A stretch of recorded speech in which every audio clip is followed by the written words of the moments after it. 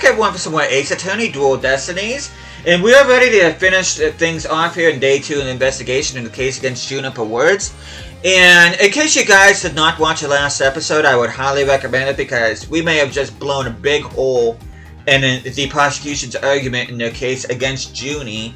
But now we're going to be speaking to Robin at that lecture hall because Detective Fulbright did say something about her watching a video, so we'll ask her about that. And like I said, we are going to finish the investigation here in this episode, but before we do so, hope you guys have an awesome day today. Hope you guys doing well. So without further ado, we are going to be headed to the lecture hall.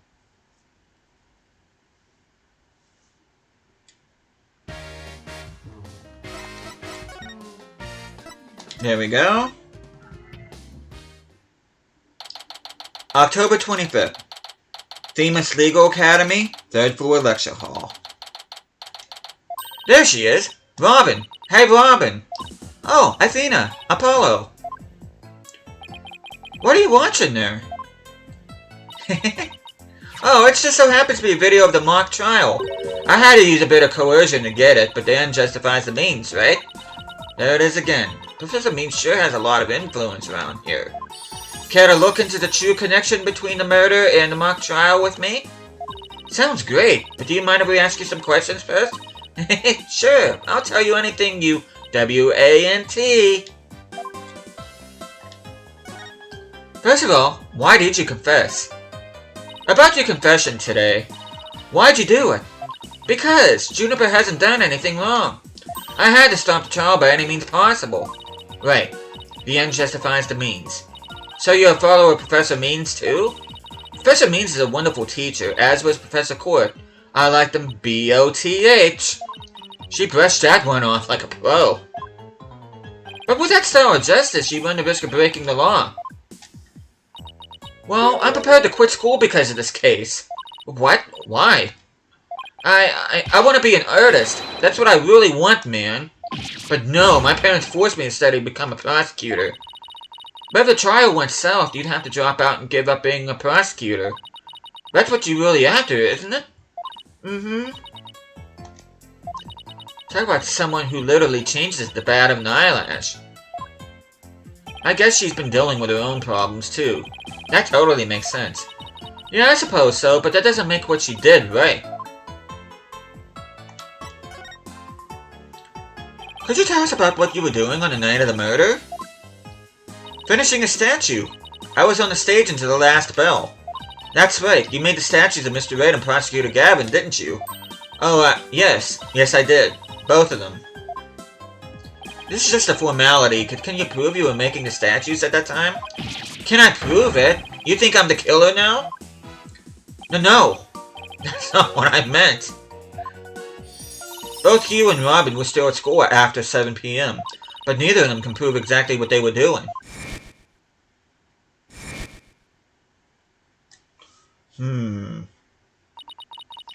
Could one of them really have murdered Professor Court? Okay, now that secret's out. Have there been any problems now that everyone knows you're a girl? No worries there. I discussed the matter with Professor Court some time ago. I told her I wanted to let everyone know I was really a girl. And just today I found out that she spoke with the school administration on my behalf. Wow, they must really like you. I know, right? But now I can finally be myself here at school. I don't have to hide the fact that I love girly clothes. Aw. That's why, Athena, I simply must have this, and this by any means possible. What? But this is evidence we need for the trial. Sorry, but no can do. Aw, don't be a party pooper, Athena. Come on, please. Pretty please. Stage costume related evidence in classic ends justifies the mean style. Oh, darn it. Anyway, thank you again, Athena. Thank you for revealing who I really am. I wanted everyone to know before the snitch found out. The snitch? Sounds like a new lead. Who is the snitch? There's a rumor going around that one of the students here is a snitch. I hear they're watching everything we do. Our activities, our relationships, our interests, and reporting it all to one of the professors. But why would anyone do that? Officially, I heard it's to seek out misconduct among the student body, but rumor has it grades were being bought and sold through the surveillance network. That's bribery. The situation at Themis Legal Academy is worse than I thought. While all this is important stuff, I still want to ask about that thing in the art room. I'll have to present some evidence to show her what I'm talking about, though. And with that, we are going to present the school camera photo. Robin, I just remembered something I wanted to ask you.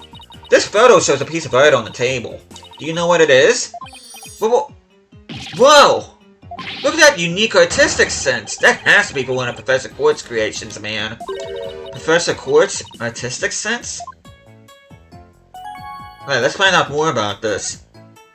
Professor Quartz's artistic sense. That's a tough one. I'd say it's avant-garde and very eclectic. In other words, it's weird and all over the place.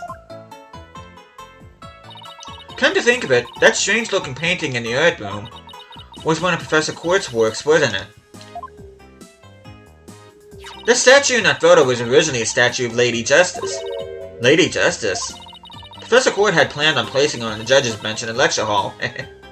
But the day before the mock trial, it broke while she was polishing it. She said she'd take it back to the art room and try to fix it somehow. So, this is a statue in its proper state? You bet! Just look at the wild silhouette. Wow, it's so C-U-T-E. I don't get it. Do you have to be an artist to appreciate stuff like this? Athena. The Lady Justice is put back together on that stage. Oh, right, I didn't realize before because it was in pieces, but before it was smashed. Maybe it didn't look like Lady Justice, but more like it does on the photo. But what in the world was it doing on the stage? Lady Justice updated in the court record. It was found broken on stage. Professor Quartz had remade it into a completely different looking statue the day before the mock trial. Well, I think that about covers it. Okay, then how about watching the mock trial video with me? What do you say? Sure, sounds good to me. So, how do you want to watch it? All classroom desks at this school have their own built-in computer, you know.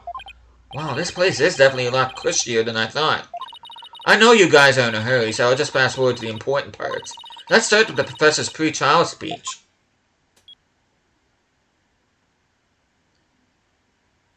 Good afternoon. I would like to start by thanking you for coming here today. Oh, that sounds like Professor Means. The mock trial, the crown jewel event of the school festival, will begin shortly. Is the camera like this the whole time? Yeah, it's in a fixed position in front of the stage.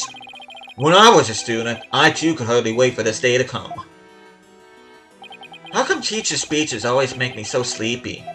Let me just skip to the end of the speech. Now, let the mock trial begin. Hey, what's the deal here? Why is Junie so large in the shot? Looks to me like she was cut right in front of the camera. Juniper was also in charge of the audio. Even though she was already playing a part in the mock trial itself, she had to do it to keep the script details secret. She was all over the place that day. When she wasn't in the trial, she was in the audio control room dealing with the music. Oh, so this is what the lecture hall looks like. Looks like there's a judge bench back by the screen, and a witness stand up front. What about those balconies with the professors' names on them? Those are the faculty seats. Professor Means and Professor Quartz were in charge of scoring the mock trial. Lecture hall diagram added to the court record. A diagram of the lecture hall where the mock trial took place. Okay, let's fast forward this a bit. And that's why the defendant is definitely guilty. Ah, that was me. Could you tell? Objection! A frail co-ed used a bare hand to stab a professor with an arrow? I don't think so. You read that line in the mock trial, Apollo, but you made it sound kind of weird. Cut me some slack. It was my first time reading that script. I think Juniper's going to speak next. I didn't do it. I had suffered a breakdown and pretty much lost it. It's true I shouted, "You're a goner," but I didn't mean it. Wow, what an emotional performance. She put a real actress to shame. Wait, could you go back and play that scene again? You really think that's necessary? I didn't do it. I had suffered a breakdown and pretty much lost it. It's true I shouted, "You're a goner," but I didn't mean it. Stop! Did you hear that? Think you're onto something. Let's play that last part again. I don't follow. What are you guys so excited about? I think this piece of evidence should explain it. Time to show Robin a piece of evidence that links the line we just heard to the case. Or it happens to be the one that we were taught about in court the other day. Take that! I'm sure you remember this. It contains a female voice shouting a violent threat. I'll play it for you. You're a goner. The voices in performance do sound similar, but I can't believe this is happening. It's just a possibility, but if the voice on this tape is really a recording, one made from the mock trial video, then that means this evidence is fabricated. They didn't get to do a voice print analysis in time for court today. That's why the gender of the voice became so important. And if the real killer had foreseen that gender would become key in today's trial, he would have tried to deflect attention away from himself by making the suspect female. So basically the only one with something to gain from doing this is our sole male suspect.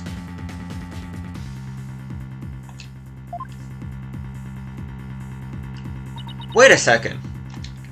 No! Wait! No way! Professor Means' credo is the end justifies the means, so it makes perfect sense that a student who took those words to heart would fabricate evidence. We need to get that tape analyzed as soon as possible. Tape recorder updated in the court record. Your voice on the tape says you're a goner, just like in Junie's script. It may be a fake. Allow me to assist you with that. Professor Gavin! At least make some kind of noise so we know you're there.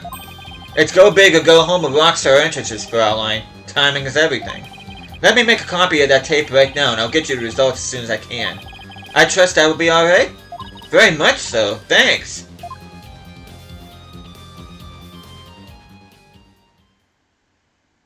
Well, Athena, it's almost sundown. Isn't it about time we head over to the detention center? I think Junie will agree that this is something that could prove her innocence. But, will her heart really be open to accepting it? She had to have known this was what I'd find. And we're going to automatically be going to the detention center. Still October 25th. We are here in the visitor's room. And that about covers the main gist of our investigation. I see. Very interesting. You've been quite the busy beaver today. Thank you for all your hard work, Athena. Well, my time's about up, and it'll be getting dark soon, so... Junie! You must be tired after being on your feet all day. You should go home and... No, wait, you have to listen to me. I don't want to hear anymore. I know what you're gonna say, Athena. Junie, you promise. We're gonna discover the truth behind this murder mystery, and we're gonna bring you solid evidence showing just what that truth is. If we succeed in doing that, I want you to promise that you'll accept it, Junie, no matter how hard it is to hear. Okay, but only if it's the real truth. She did say that. So please just listen to what I have to say. Once you heard me out, I'll let you decide what to do.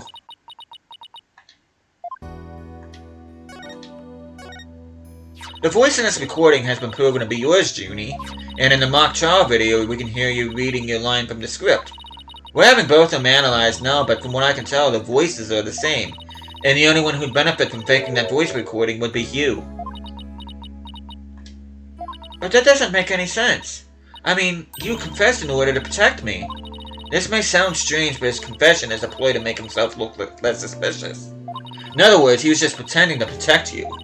Besides, his confession came after you and Robin had already confessed.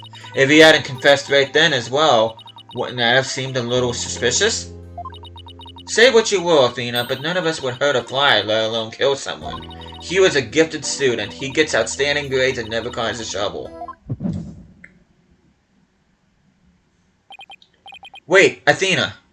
My bracelet reacted just now. It did? But why? Junie, can you look me in the eye and repeat what you just said? Oh, none of us would hurt a fly, let alone kill someone. Hugh is a gifted student. He gets outstanding grades and never causes trouble. No, I'm sure of it. She's lying. Okay, we're gonna go ahead and perceive now.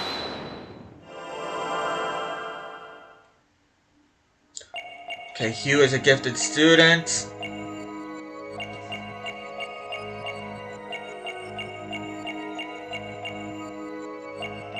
Okay, we just gotta find out where to perceive next. And it happens to be... I think I did... There we go. It's her scarf. Juniper, you start coughing when you're under stress. You can't hide it from me no matter how hard you try. When you said, "it never causes trouble," cough escaped and made your scarf flutter.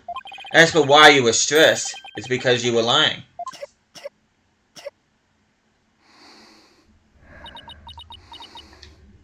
Junie, you're trying to hide Hugh's connection in this case, aren't you? And I believe that also ties in a secret about yourself. A secret? About me? I don't understand.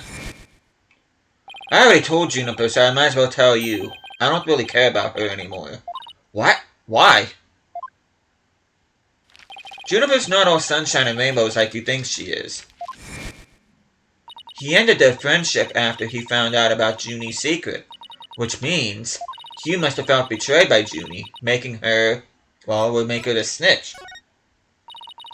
You were Professor Quartz's snitch, weren't you? There's a rumor going around that one of the students here is a snitch. I hear they're watching everything we do, our activities, our relationships, our interests, and reporting it all to one of the professors. And while fulfilling that role, you learned something about you you'd rather forget. I don't know what you're talking about. Junie, please, stop hiding things from me. I hate having to force things out of you like this. Looks like we're gonna have to do this the hard way. Time to review the evidence to see if I can't prove my hypothesis. Let me go ahead and save here real quick.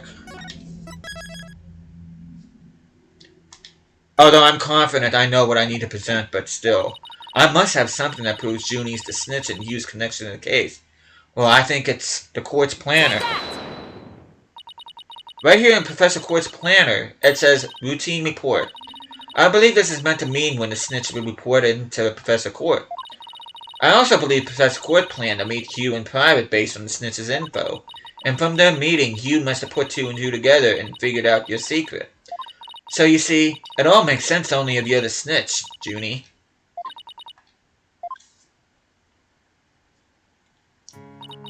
Ah, forgive me. Forgive me, Thena. I've been lying to you this whole time. The truth is, I suspected you from the start. You did? Now this is surprising.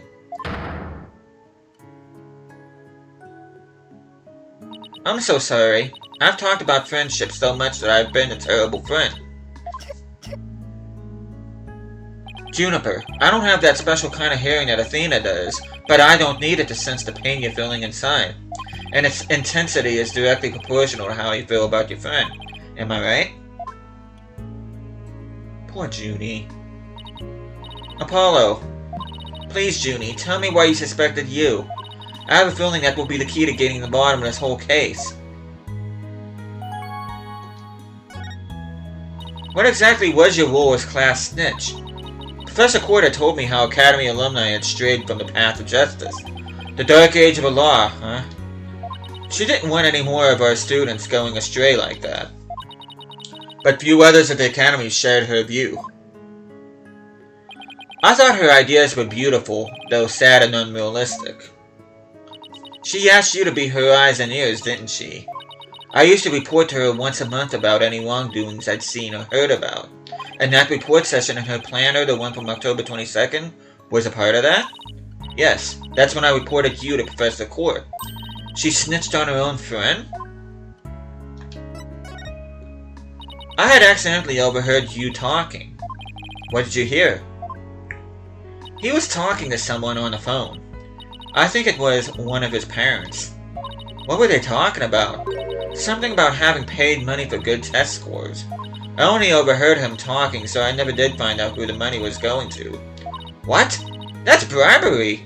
He was buying his way through school, and if that's the case, then that evidence that always seemed out of place might actually be about his secret. So we're going to be presenting the Hugh scrap. Take that! We found this while we were investigating the stage. It's got Yu's name on it. I didn't know what the number meant at the time, but now that I'm hearing about bribes, it must mean that a bribe of 120 grand was to be paid in October. What's more, take a look at this mark. That same mark is on the pages of Professor Quart's planner. Hey, you're right. But wait. Why would Professor Quart have that kind of information in her planner? You don't really think the person who was taking the bribe money was... It's just a possibility at this point, but it may indeed have been Professor Quart. But... That is impossible. She'd be the last person I ever suspected of accepting bribes. Like I said, it's just a possibility, but a rather good one. Maybe the private talk had to do with the possibility of bribery being exposed. And what started out as a little argument soon got out of hand. It's not your fault, Junie. Anybody would have suspected you if they knew what you knew. No, I don't believe that alone would have driven him to murder. There's another reason why I suspected Hugh. You've got to be kidding me. There's another reason? I saw you around 7 p.m. the day before the mock trial. Oh, so she's finally ready to talk about that. When I saw him, his... Oh, Thena. Junie, are you alright? Just try to relax and tell me what happened. I never wanted to see what I did. But I'll have to live with it, won't I? In that hallway, Hugh's hands... His hands were dripping with blood.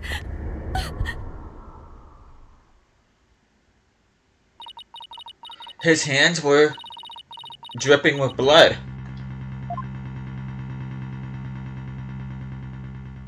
What? But why? What am I gonna do? Hey there, Kevin. Deep down, I know Hugh can't be the killer.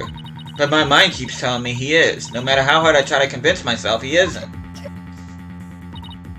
Oh, what am I gonna do? Hugh, he's... I can't take this anymore, Thena. So she hid the fact that she had seen Hugh and said she went home at 6 because she wanted to avoid talking about what she saw. Junie, it must have been terrible holding all that in. But it's gonna be okay. I'll get to the bottom of this. Yeah, and that's my promise from one good friend to another. I'll be defending Juniper tomorrow, if that's okay with you, Professor Means. My main concern is whether you can defeat that prosecutor. But I won't try to stop you. I will be watching from the gallery, and shall look forward to seeing what sort of results your methods can produce. Good luck tomorrow. Now if you would excuse me. Thena, I'm sorry. I really mean it. I wish I had trusted you from the start. You have to uncover the truth tomorrow. I know you can do it. Don't worry. We already know that the prosecution's key piece of evidence is a fake. And thanks to you, we figured out the motive, too. Let's give this our best shot, Athena. Let tomorrow be the day Juniper walks free. I wouldn't have it any other way.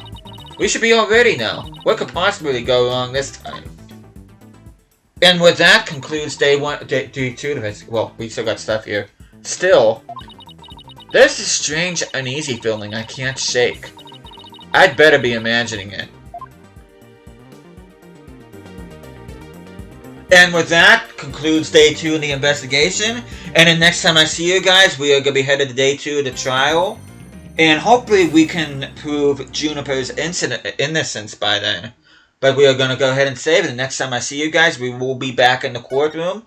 But with that, thank you guys so much for watching this. Hope you guys are enjoying the series so far. I'll be seeing you guys again next time.